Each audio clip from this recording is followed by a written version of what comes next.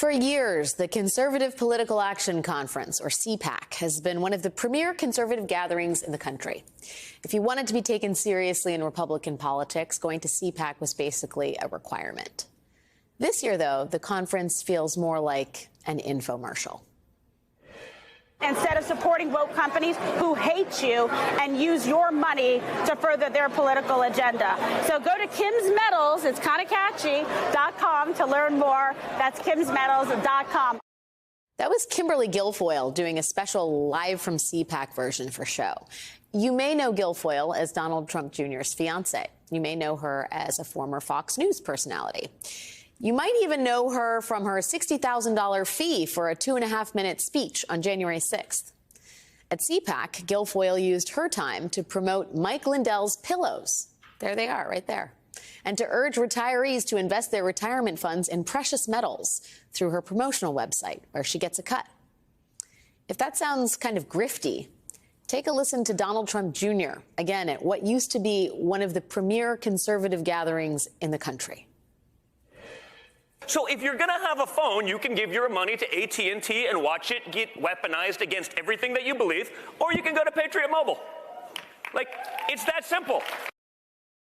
The amazing part about the cell phone service, Patriot Mobile, that Don Jr. is hawking here, is that the whole premise is to stop spending your money at woke cell phone companies like AT&T or T-Mobile or whatever a woke cell phone company is, and instead give it to a Christian conservative carrier.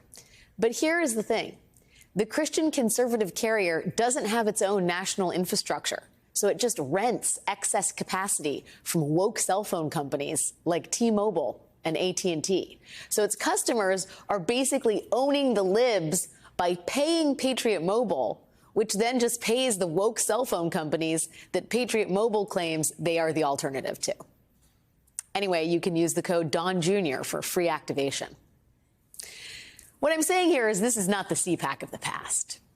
So my question is, what is it actually? And what does CPAC tell us about the modern Republican Party? Is it just one big grift?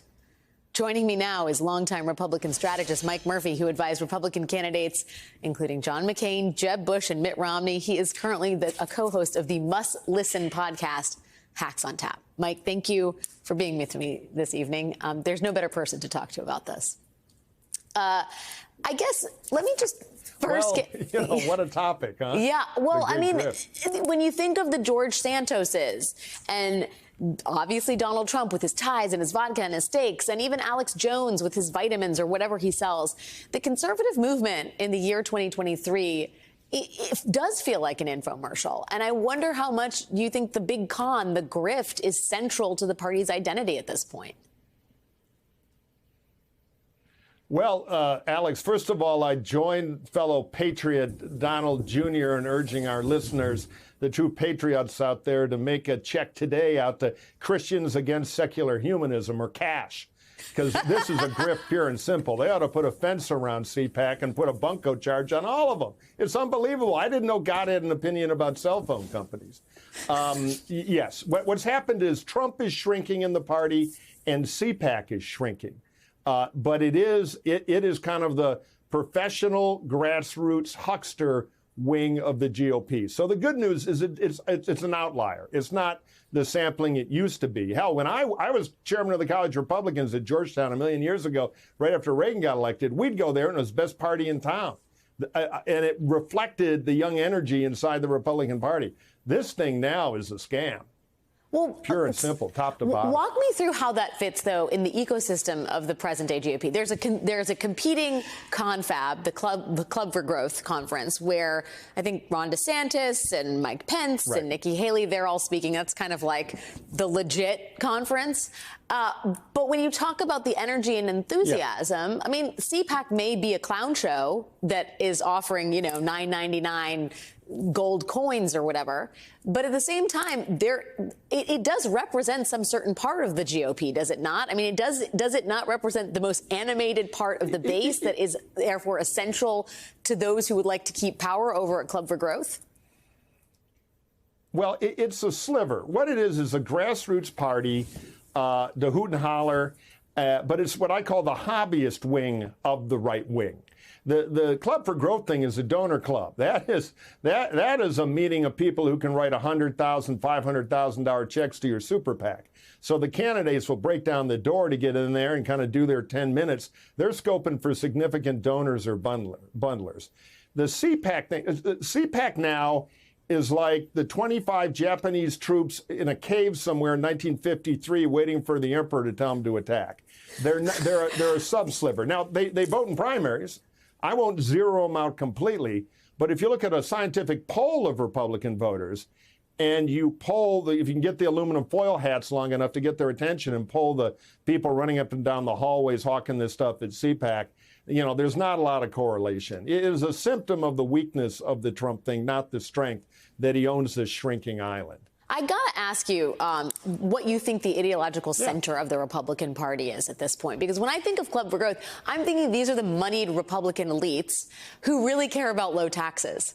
And when I think about the political figures who speak at CPAC, it's kind of the grifter class. But money is the central thing that ties it all together. Is it not? I'm just trying to understand what the Republican Party is actually about, if anything, at this point. It used to always amuse me as a regular Republican that the grassroots would rant about the establishment, many people like me, but the anti-establishment has its own establishment, and their trade show is CPAC. As far as the party, it's got a lot of factions. Right now, the biggest war is between kind of the populists, and there are rich populists who love to write super PAC checks, all the way down to grassroots, really grievance populists who are worried about space lasers and think Marjorie Taylor Greene ought to be empress, all the way over to kind of more thoughtful populists. Then you got the old Burke conservatives like me, which were kind of the dominant conservative faction in the original, not completely crazy Republican Party. And there's a struggle. Trump is the poster child of the grievance populists. And that's where the fault lines are now. Some of the money is with him. Most of the money is, God, we're tired of losing. We're tired of crazy.